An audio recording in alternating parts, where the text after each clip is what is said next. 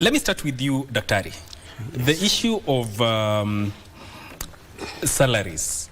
Workers say they have been discriminated against in the current salary adjustments as opposed to your counterparts in the national government. Why do you feel like this is discriminatory? Thank you so much, Mike. It is extremely discriminatory. Mm-hmm. Since the last year, July, SRC issued some advisories on salaries for civil service in the Republic of Kenya. And recently, they issued a ban on the same. But after the civil service, that is the UKCS, issued a notice on intention to strike, mm-hmm. then the same was lifted partially. Mm-hmm. So it was lifted for the national government employees while the counties were left. So this is extremely discriminatory. Mm-hmm. It is unacceptable because all the employees in Kenya, both in the devolved units and also in the national government, they are civil servants. They are civil servants, so the sense of discrimination should not even be thought of, because it is unlawful, it is not proper, it is not supposed to be as such. Yeah. Now, as a union, Mr. Tom, how do you want this addressed? Because there's also the issue of delayed salaries. First, I must go to and say the discriminations extends further. As we know, counties have the workers have come from different sectors. Mm-hmm. Some are devolved from the national government, some are employed by the boards, and some are from the local authorities. Mm-hmm. Now, the circulars which SRC comes out with, mm-hmm. They discriminate against the local authorities because they say every other person will benefit except the local authorities. So that is another discrimination I wanted to say, mm-hmm. so that members can understand why we are still calling it is the circulars also are discriminatory by nature. Mm-hmm. Now,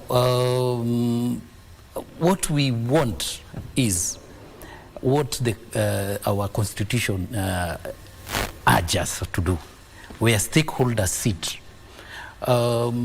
Recently, the county boards forum got a ruling that in every circular that SRC has to bring out or issue, it has to have the stakeholders, the employer, who is the boards, the employees who are represented by unions, and them as the advisors of government or advisors of boards. We should come on a round table and discuss. That is where the solution we will get a solution, mm-hmm. because we know our people. They're elected for 6 years, as we have been here for decades. I think the municipals, former municipals, were there even before independence. Yeah. So we know our people, mm-hmm. and our union, mm-hmm. also knows their people. Mm-hmm. So when we sit in the round table, we'll agree, and if we don't agree, we'll have arbitrators like Ministry of Labor, mm-hmm. and also the courts. But if you sit down and direct, that one will never work. Mm-hmm. There's also the issues of promotion, Daktari, within those within different cadres within county government workers. How is that bringing about issues? Why is it among the things that you are fighting for? Okay, thank you so much. The issues of promotions has been thorn in the flesh, mm-hmm. because most of the county governments in Kenya, they also practice the issue of discrimination in these promotions.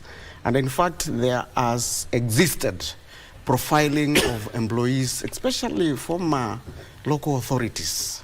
I don't know what they did wrong to who, because even when promotions are being done, they are supposed to be done on merit, And in fact, like the cases of the common conduct employees, the policies are clear on what is supposed to be done, because considerations are supposed to be done after every 3 years. So majority of the counties promote the devolved staff.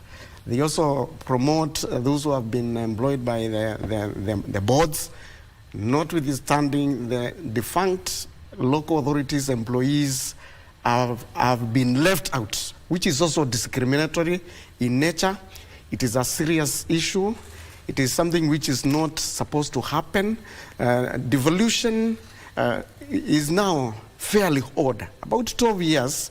At least we should not be talking about defunct local authorities. We should not be talking about the devolved staff. We should not be talking about employees who are employed by the public service boards. But we are supposed to be talking of public service employees within the counties. Because when we profile employees on who employs them, because it has gone even to an extent when promotions are being done, the consideration is also based on who employed you? Who employed you? Were you employed by the current governor? Is it the former governor? So it is very dire.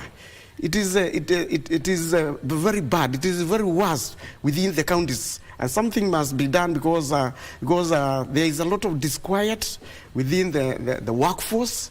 And something very serious must be done because these will jeopardize the services. Because when there is disquiet and when the employees are not happy, then they cannot be productive. We are talking of employees who have not been promoted for the last 12 years, even over 12 years. We are talking of employees who have stagnated, since devolution, even notwithstanding, even the annual increment, they don't get. So whatever you used to earn during the former local authorities, you earn it even now, notwithstanding even the annual increment, for God's sake, for heaven's sake, even annual increment. They have just stagnated, they are demoralized, something must be done. And Mr. Tom, if you're talking about something that must be done, who is supposed to do this to address issues, especially when it comes to dealing with matter stagnation? Matter stagnations are county-based. One thing I can also add with the stagnations and promotion stagnations, some counties, several have had, they promote certain cadres. They promote doctors, they promote nurses. But when it comes to the garbage collector, they don't want to promote them. When it comes to drivers, they don't want to promote them. When it comes to enforcement, they don't want to promote them. So if you're talking about promotion, let's say of the lower card, we are talking about drivers, garbage collectors. Is it a move from, are they grouped? Do you have job groups? Yes. So that is a promotion you're talking about, yes, from one job group to the next? There is a starting point when it comes to employment, especially in public service. Yeah. You find you are employed as driver 3. Okay. You see, or laborer 3. After every 3 years, you have to grow to laborer 2, laborer 1. Then, after that, you can be asked to get another certificate so that you jump to maybe do something else. But you find somebody is in driver 3, and he has been in driver 3 since the time he was employed. You see, you're employed in 2013, you're in driver 3 in 2024. You see, and you have to grow, because it means now somebody who is employed as a driver today, you are in the same job group with him, 15 years, 20 years. You see, that is stagnation by itself. Yes, and that one is supposed to be done by the county government through the boards. The boards are the ones who are supposed to promote. So does it mean there are people who apply for promotions, but their applications are never considered? They are never considered. It's true. Yeah, it is true. Okay. They apply every year. I can give a fact. They apply every year. There are some counties which are doing well, there are some counties which are doing very badly. I remember on 2021, we did a task force in Kiambu. You can imagine the average of around 7,000 people, the average stagnation was 15 years. And that is 2021. Wow. The average stagnation. People who have stuck in one job group for 15 years. And it goes more for people who are devolved from the national government and the local authorities. Yes. So there's a need to address that issue of... We have to address that. Okay. We have to address that. There's also the matters that... let's go back to salaries and pension. There are matters that revolve around pension schemes within the county levels. We are talking about CPF and LAP fund. Yes. Issues of non-remittance or late remittance. How have they affected the livelihoods of, especially for the workers who are retiring? In fact, this is a very serious phenomena within the workforce. The issues to do with the pensions, non-remittance, this is a very serious issue within the counties, both for those who have retired and also those who are in the service. As we talk, both schemes to date, what is not remitted to them is around 60 billion Kenya shillings. That is a lot of money. So the implication on this is that those who have retired, they have been subjected to underpayment. Because if you are deducted 12%, and the employer is supposed to top up with 15%.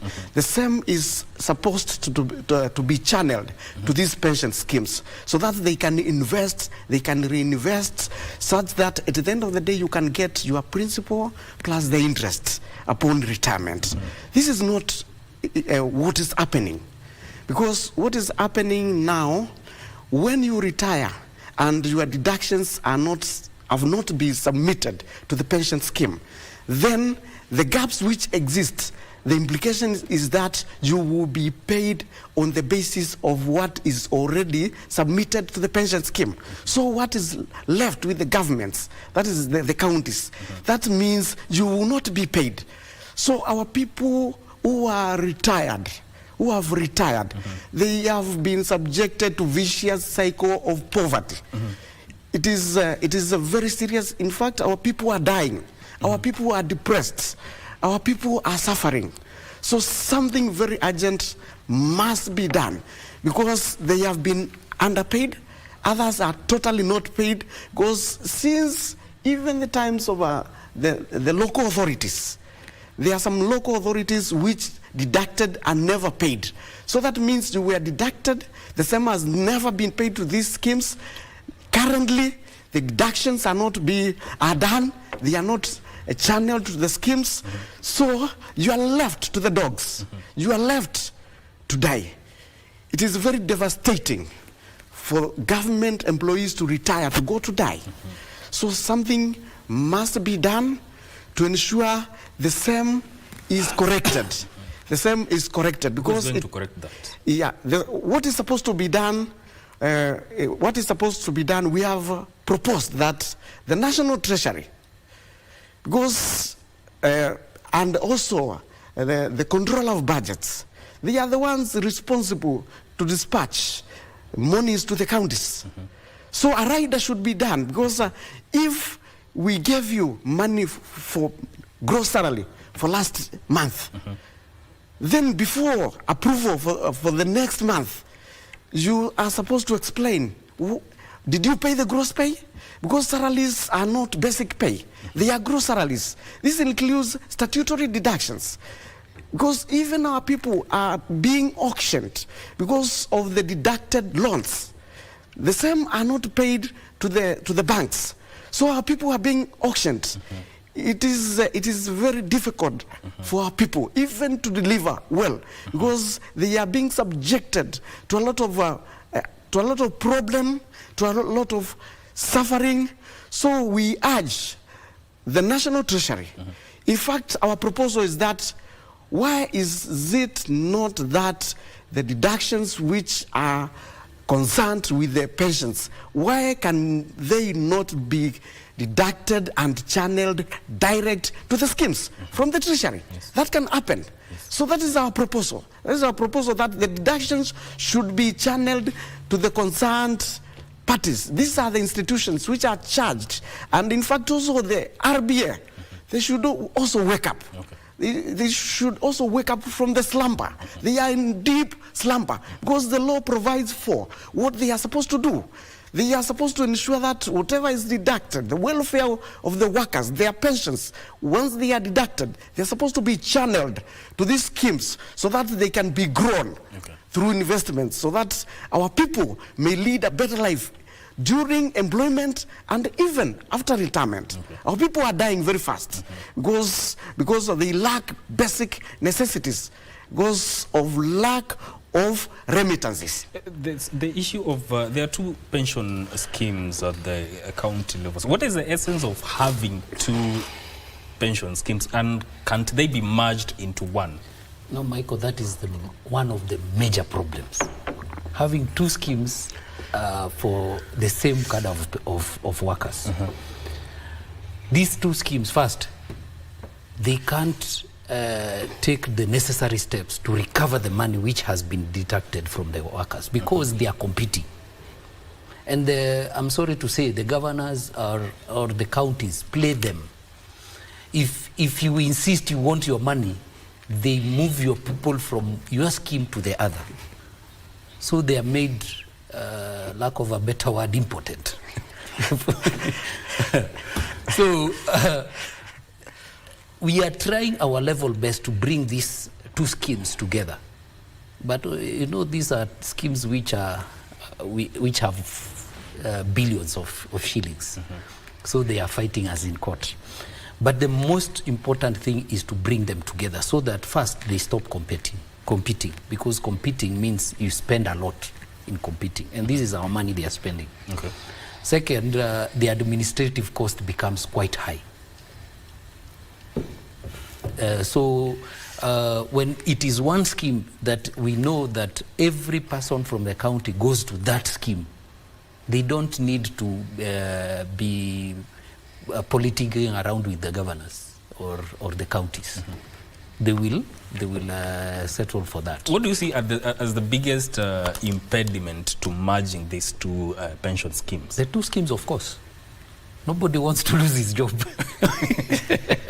That is a fact.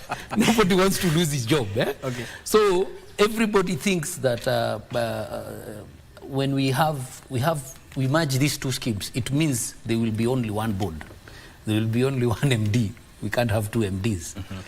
But for the people who own the schemes, who are the workers, we are 100% in our merger. In fact, our National Executive Committee, which is our governing, made a resolution 3 weeks ago that we will do everything to our capacity to make sure that these two schemes are merged.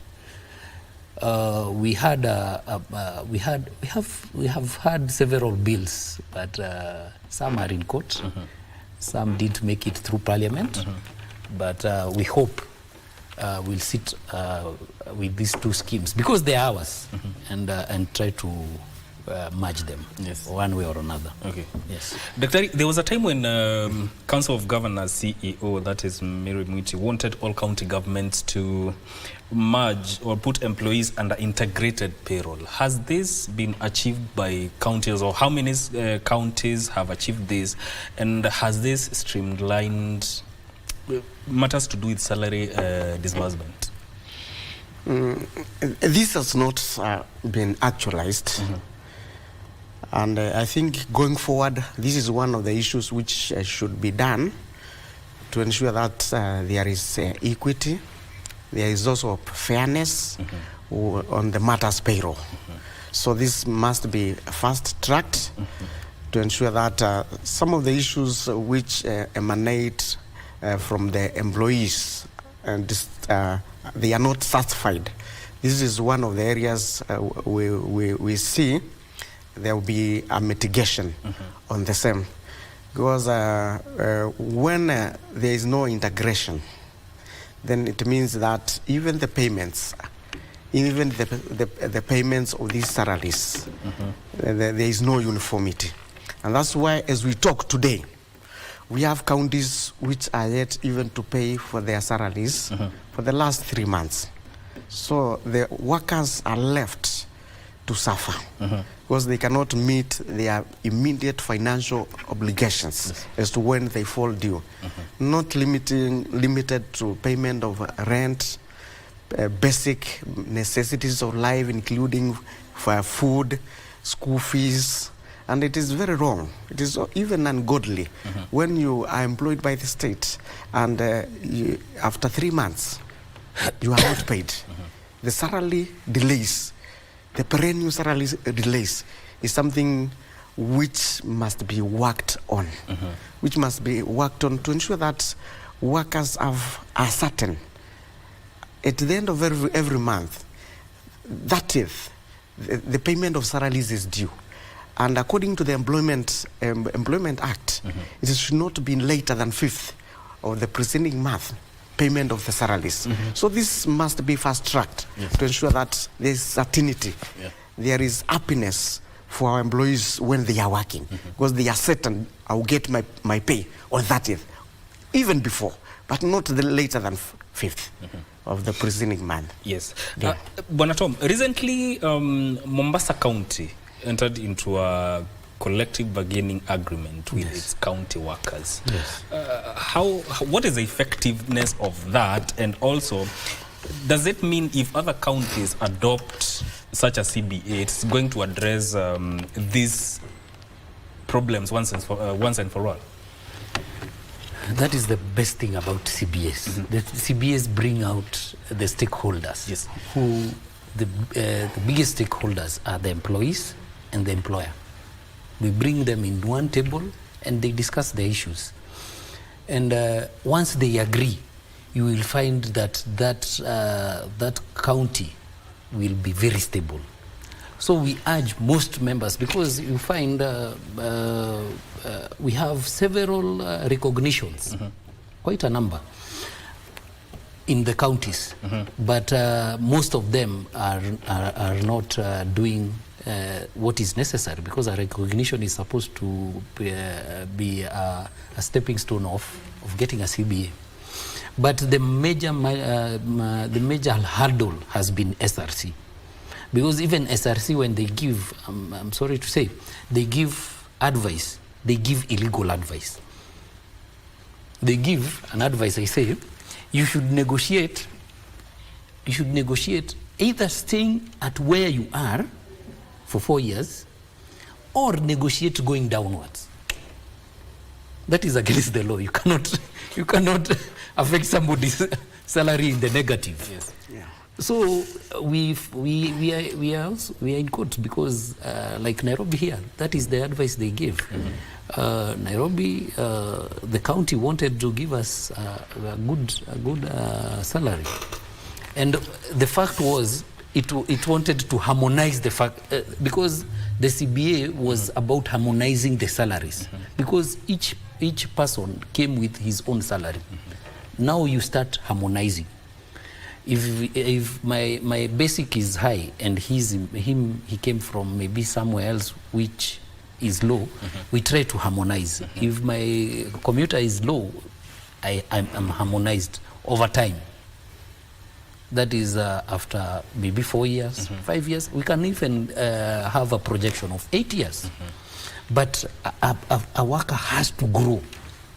You can't keep him stagnated for all those years because he was employed by maybe the former local authority. People never choose where we choose where we are employed. But that is not a reason to discriminate. Yes. So you find Mombasa is quite stable, and we had a very good CBA, and the members are happy. Even when we are calling for a strike, they were not included, because they have a CBA which had encompassed everything that we wanted. It had encompassed promotions, the increments, it had all those in that CBA. So these issues of salaries, promotions, non-remittance of pension monies to the schemes, they apply to all counties, yes? Yes, yes. So what if, is it having a blanket CBA for all counties the best way forward, or going by county, such CBAs? That is the best way forward. And when we were discussing our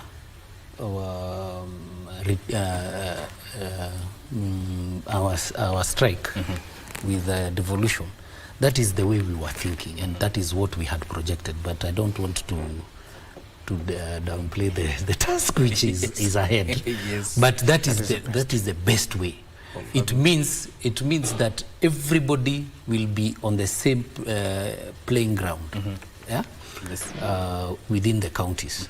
Because if we do Kiambu and we do Nakuru and we leave the others, it means the others will be disadvantaged, and they will not be harmonized. So the best way is to sit down and with the boards, of course, yes, who are the employers. Yeah. They are supposed to be advised by SRC, and us we talk, and that is the main essence of a CBA, okay, where two or three parties, yes, meet and discuss the issues and agree. Yes. ECD is a devolved function, yes, and but what is the main challenge that is hindering counties in ensuring that it's fully implemented and changes are made to achieve a successful management of ECD? In fact, as we talk, it is true the ECDs is a devolved function. Yes. They are also our members, and in fact, it is very devastating, since even the issues to do with the implementation of the salaries through a scheme of service, which was sanctioned, yes, even by the Council of Governors, it has not been done in all the counties. So every county pays the way they wish, the way they think. Yes. Despite the fact that we have an existing scheme of service which harmonized the salaries for ECD teachers, yes, and we urge the counties, yes, to ensure that they abide to the law, to the rule of game. If there is a scheme of service which is in force, which is applicable to all the counties in Kenya, then the same must be implemented, such that these caregivers who are our ECD teachers, they are trained. They know what they do. They handle our kids from when they are very small. They nurture them. They must do so when they are motivated, when they are facilitated, when they are happy, when they are given what is due to them. So we urge the counties to ensure that they implement the scheme of service for the ECD teachers, and that will be the best starting point, because there exists discrimination in the counties. Yes. Every county pays what they think. Yes. Even we have some other counties who pay a special pay to the ECD teachers, yes, which is an illegality. Yes. Because in a pay slip there must exist the basic pay and the allowances. Yes. And also we have counties which are even paying below the minimum wage. The minimum wage was gazetted on 1st May 2022, and it is still in force. We have counties which are paying ECD teachers less than 10,000. Yes. This is unheard of. This is ridiculous. We cannot understand. Yeah. Because if the government cannot abide by the rule of the game, which is the law, we have bare minimum yes, wages. Yes. We have also the scheme of service. Then where are we heading to? Where are we heading to? So we must practice, we must preach water and take the same. Yes. Not preaching water, alafu tunakunywa chang'aa. Yes. It is wrong. Finally, as we come to a close, and I want to hear this from both of you, there's a multi-agency technical committee that is addressing the issues by county workers. What do you hope that it will achieve? The first thing is knowing the problem. When you know the problem, you have solved halfway. Yes. Because we expect a lot. Because this multi-agency has brought all the stakeholders. It has brought the employer, it has brought the referee, who is the labor, it has brought the advisor, who is the SRC, it has brought us to the forum, who we represent workers. And we expect to get a way out. Yes. We expect to get away. I don't want to preempt, but we have a lot of expectations. Okay. We anticipate that these multi-agency committees, they are two. Yes. One is catering for issues to do with the salaries, which is the delays, the promotions, the stagnation, and all that stuff which is related to salaries. The other one is about the pensions and the issues to do with the pensions. So we anticipate this to be unlocked. Okay. We anticipate for a way forward on the issues to do with the devolved staff in Woolsome.